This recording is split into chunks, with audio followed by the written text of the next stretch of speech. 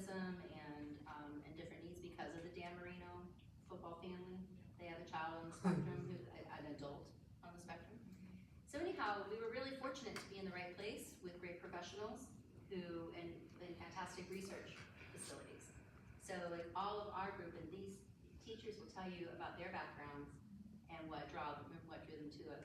So I'll kind of leave it with that, because a lot of ACC, I was going to prepare paper and things for you, but internet was not working for me. So we're going to do it old school. I'll email it to you. And that'll be that.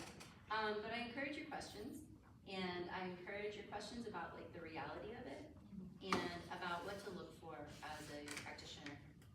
Because as you can see, the behavior can be, if you're familiar with autism, it can be kind of erratic, or sometimes it can be more, savant-like, but there's always a range. And when you're dealing with children, early development, and also aging development, because remember the brain, it's a circle.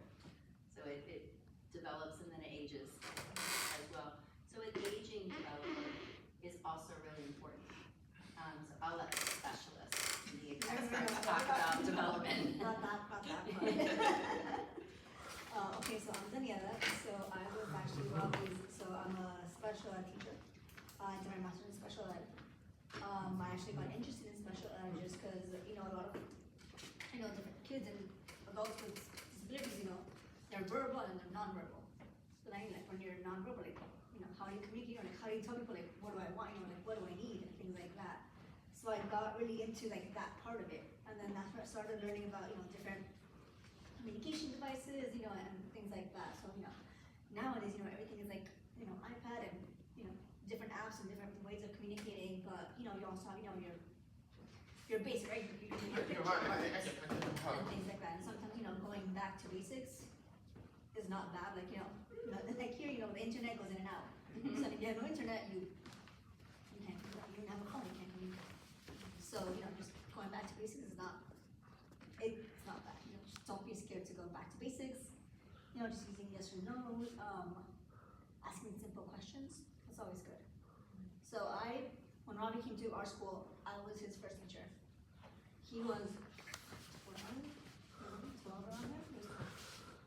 And then I had him all the way until he was still. That's when they come back, I'm his teacher again. So now I do the transitional program, which is basically high school through adults. So from 15 all the way through 22. So once they get to 22, they age out. And then, trying to find like day programs or jobs if they can. If they can't, then, they'll have like a coach with them, that can guide them through that job from morning to night.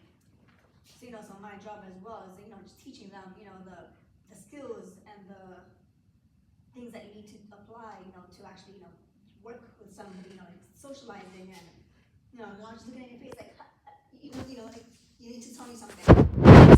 Having that social interaction and things like that. So, we do a lot of that.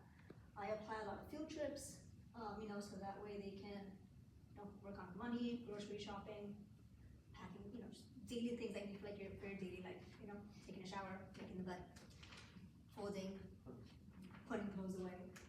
Just things that you don't think about, like you have so many steps. Like, because we just do it automatic, right? It's what we learned. But, someone like with a disability like Robbie, we need to break it down, like first, you need to grab it, you need to put it on the table, you need to fold it, then you fold it again, and then you put it away. That's like 5 different steps. But you don't think about it until you actually have to like break it down for them, so that way, when you teach it, it becomes easier for them to like follow it step by step.